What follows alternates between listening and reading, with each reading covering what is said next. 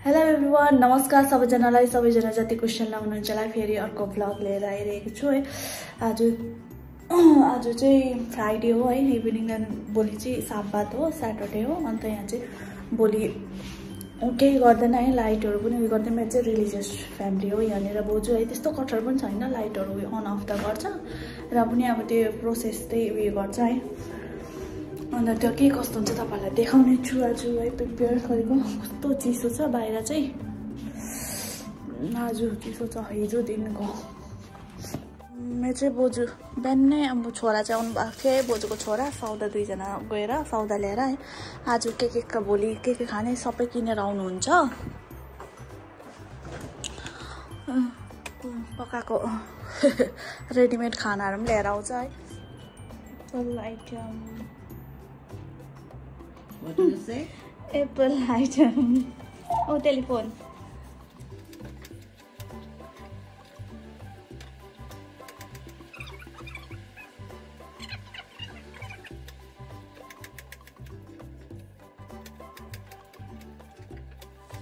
Apple अन्त यो खजुर त्यस्तै है हाल्छ। एन्ड लेमन नको अन्त लिम्बू हालेर जे हो। बोजूको प्यारोटमा राख चाहिँ उम्लिँदैछ मजाले है। अनि मैले चाहिँ कलिफ्लावर र त्यो यो क्यारेट हाफ बोइल गरेर चाहिँ ओभनमा पकाउँदिने है।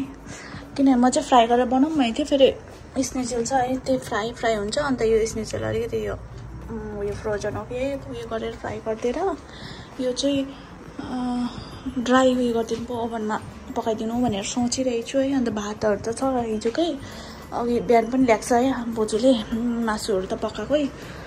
अन्त भोलि र आजको लागि रेडी हुँदैछ हाम्रो खानाहरू। अनि है आज फ्राइडे नै बनाउनु पर्ने हुन्छ भोलिको लागि पनि। अन्त खानाहरू त प्रायः बोजूले बाहिर किनेर ल्याउँछ है, त्यो मासुहरू चाहिँ बनाएकै किनेर ल्याउनु भएको छ। अन्त राइस बनाएँ है। अन्त यो भेजिटेबल हुन्छ, अन्त के यो स्नेचल फ्राई गरिदिन्छु। अन्त अरू सब्जीहरू भइहाल्छ है। आज र भोलिको लागि चाहिँ त्यसरी मैले बनाएको छु है। अन्त आज वेदर त त्यस्तै छ। अनि अहिले इजरायलको वेदर त्यस्तो भइरहेछ है, पानी पर्ला जस्तो। हिजो त पानी पनि पर्दै थियो, बिहानसम्म हावा डर लाग्दै आउँदै थियो। अहिले त्यस्तो भइरहेछ, आफ्टरनुन चाहिँ पानी पर्छ। कालो बादल भइरहेछ।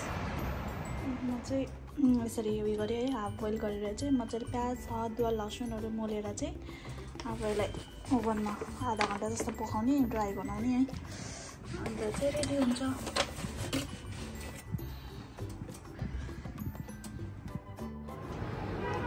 अब चाहिँ स्नेचल बनाइदिन्छु। अन्त अलिकति पास्ता हो आज, यो स्नेचल र पास्ता।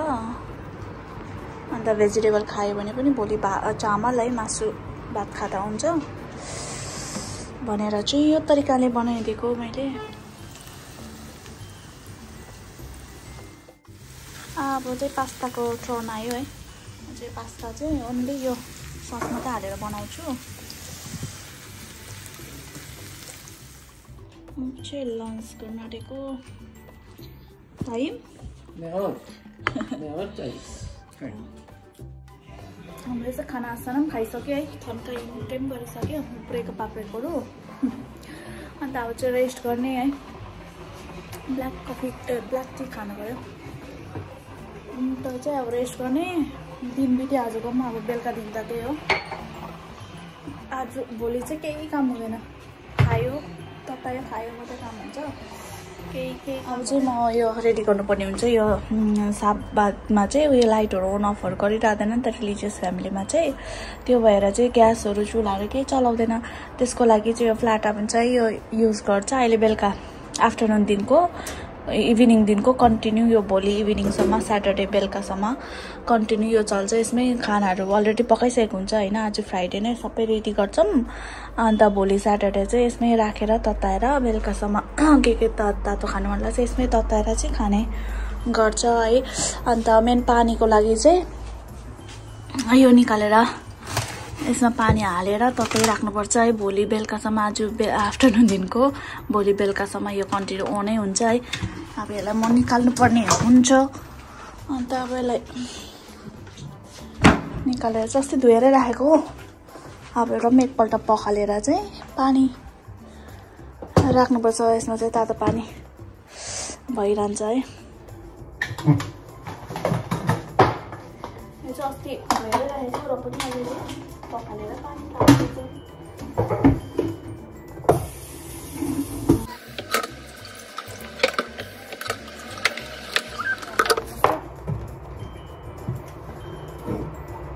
अन्त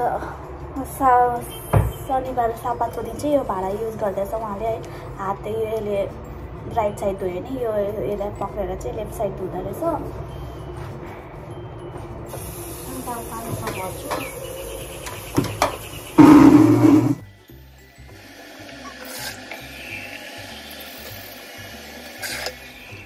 मैले पानीको चाहिँ रेडी गरिसकेँ है। अब टेबलहरू रेडी गर्नुपर्छ।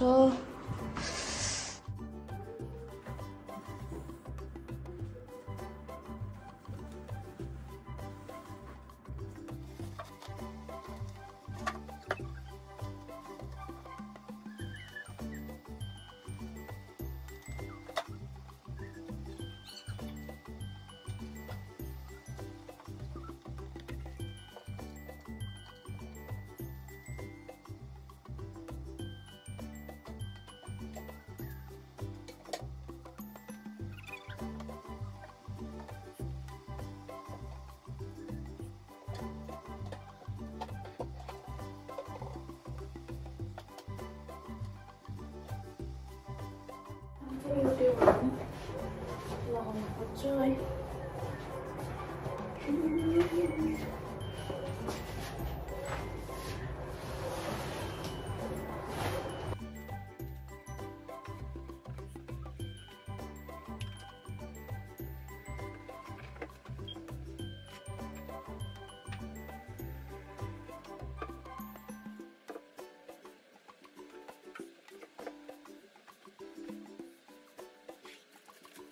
पानीको रेडी गरिसकेँ है। ग्यास चाहिँ यो यसरी छोपेर राख्छ।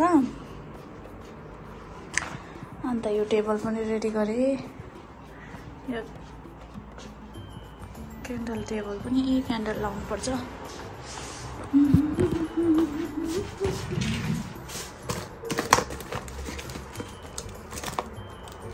पाँचवटा क्यान्डल लाउँछ है।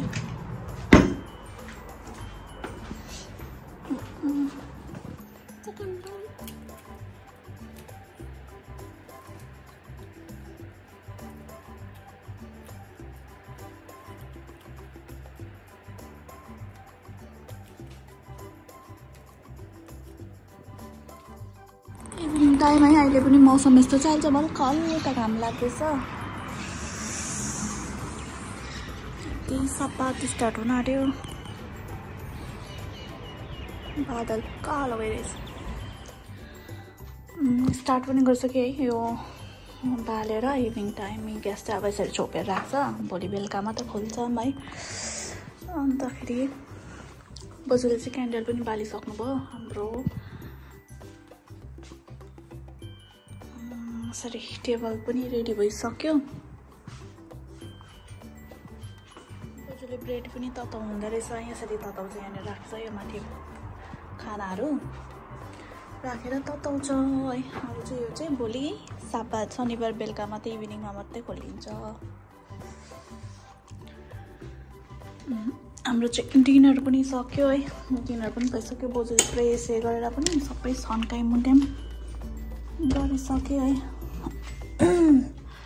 अब चाहिँ रेस्ट गर्ने। बोजू त सुत्नु पनि जानुभयो।